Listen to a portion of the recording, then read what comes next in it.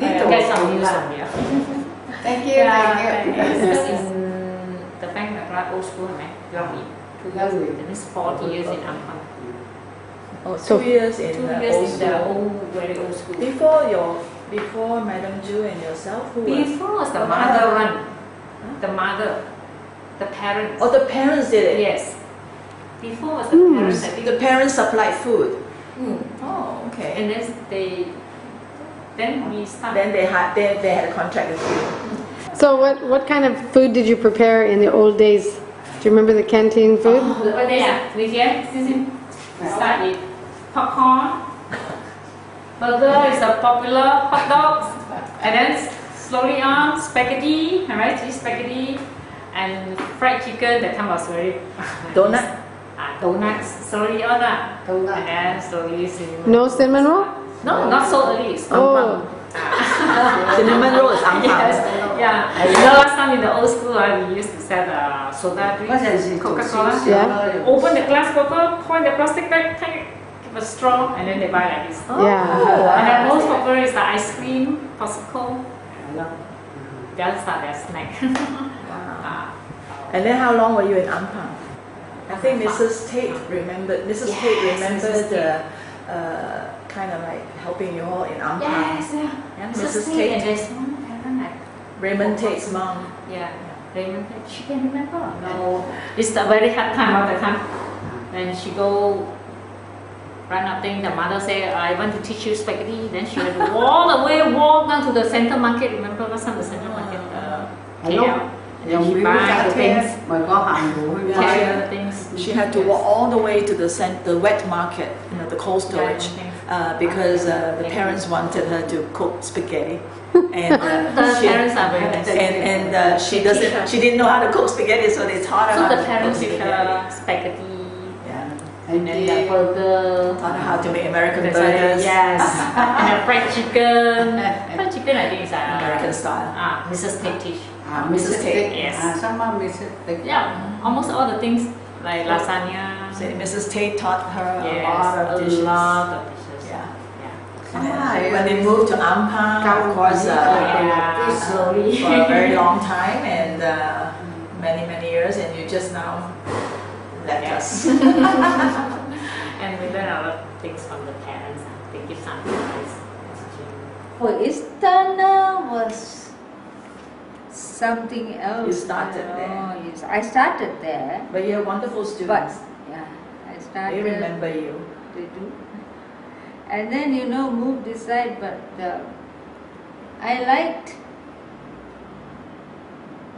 teaching the AP classes. They would come, they would cheat. I give them 5. Look at the camera. I'm looking at the camera. I give them 5. Doesn't matter. 5 and say, okay, I have 5 papers. You have to do this for the week. And every time they come back, they know. They give me the thing, and all of them can know. They know it. So I was thinking, are they learning? Are they copying from one? So I said, okay, in future, I'll give you the 5 questions, but I'll pick one, and you'll give it to me as a test.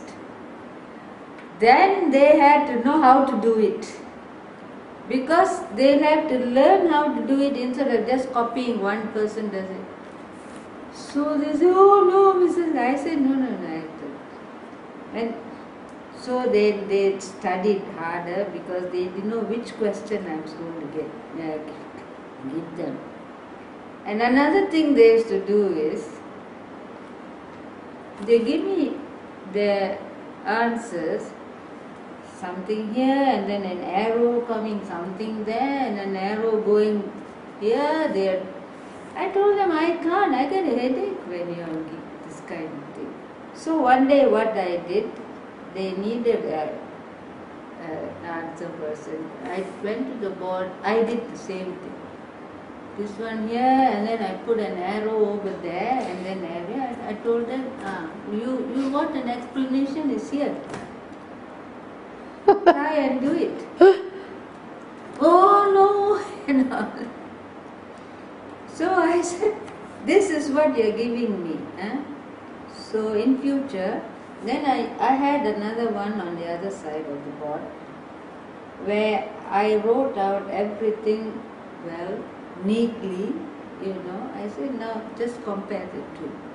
You see, you give me this kind of thing. Even when you send your answers to the state, they are not going to go around and get a headache, You have to put everything neatly, and then they did that.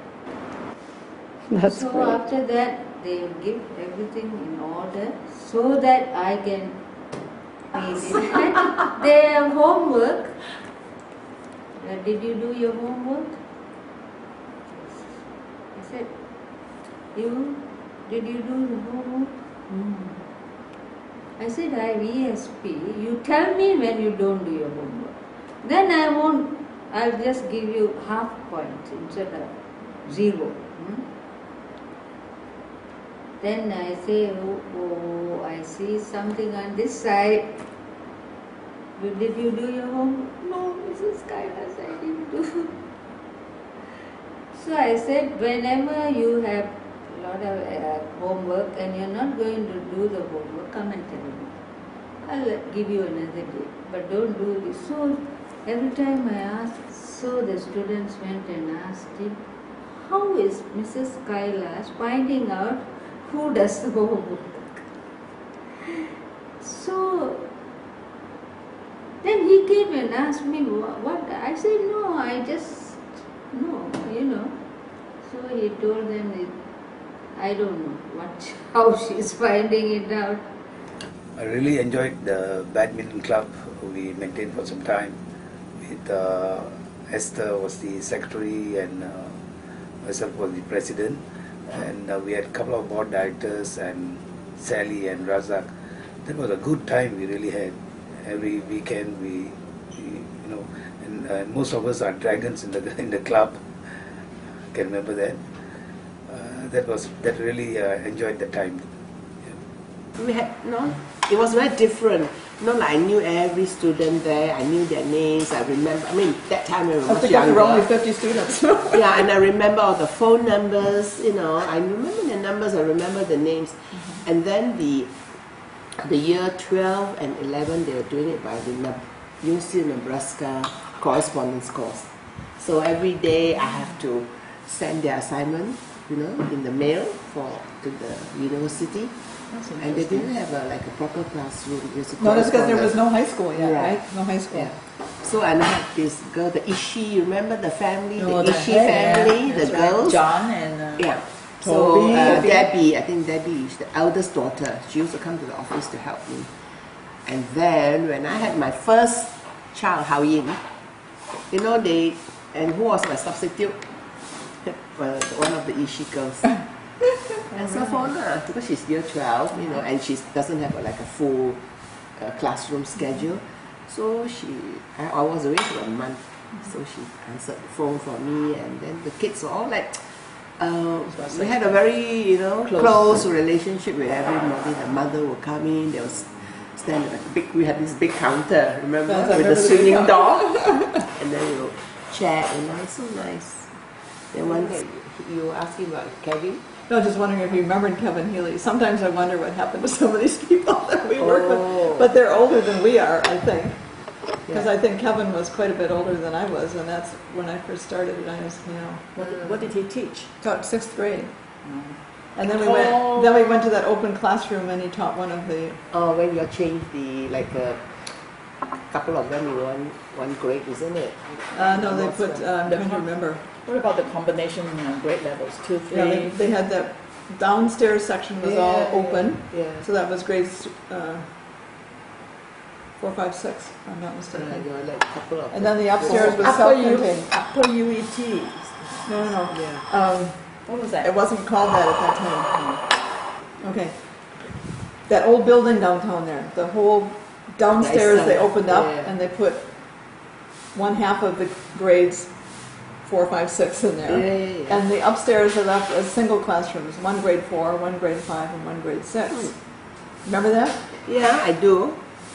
I remember they took over, Joanne was staying there. Yeah, Joanne, that's before You know that? You didn't know that? Joanne was living there. And Sarah was born, she was born in a way, Really? staying there when she was a baby. And there was a room? Yeah, it's like an apartment. And she was staying there, and it's like all in the family. We didn't know what's all going on. But I think it's well worth it. Because even after I left, everybody said, "Oh, Dixie, you SKL, you know." I mean, it's so nice to hear that, you know. When they say, "Oh, SKL," you know, that you don't know what it means, but I think it's nice, you know. Whatever they didn't say anything.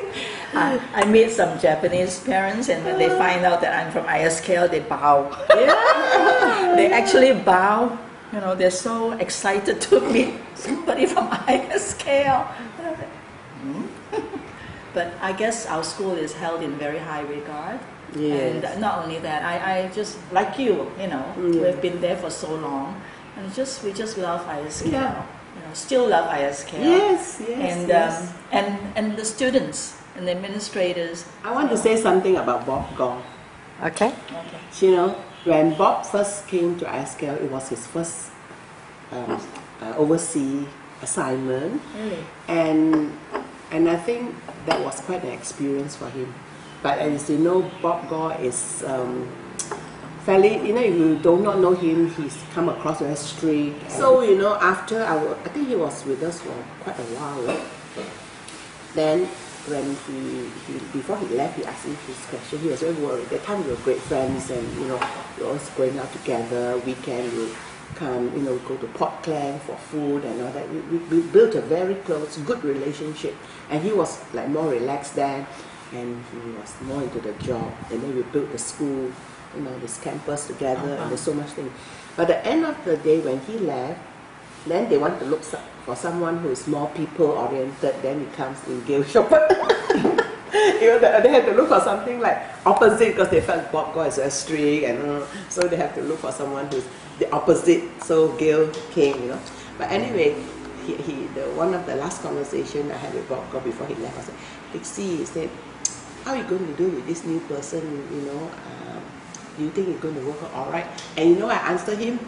I said, "Bob, if I can work for you, I can work for anybody. It's not a problem." The Robert B. Gaw Theater is named after him. Yes. And it's interesting because Robert B. Gaw is the most famous person at ISKL. Correct. His name is said out loud every single day of the school year. And He had a clear vision for where Right. the school needed to go at that time.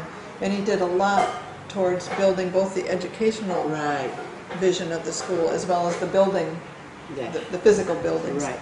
And he was strict, Yes. but at the same time he was very approachable, Bob Gaw. Yes, I agree. very, Yeah, and I very. think The first couple of he really years is what got was- us sort of on the high status we were on for quite a while Yeah. for our reputation, just Yeah. because he had such a good vision and could work towards it. And every Christmas, Faculty. she really went through and made all the. It's like perfect, you know. She's a perfect host. Even after, you know, they retired from, but they are still very active in their community. So I've visited them 3 times. I went and stayed with them 3 times, and I got Jane one time, you know, when she was cooking this, baking this cornbread, you know, lovely fresh cornbread, and she was serving us with a huge chunk of this salmon. It's my first experience eating salmon, to be honest with you, that time. But the cornbread was fantastic. I still have the book. They all have the, That day my daughter took it out to do something. I think we all have it. we all have a copy. Yeah, but everybody's is worn through. I have an older copy. Oh, there we go. I have a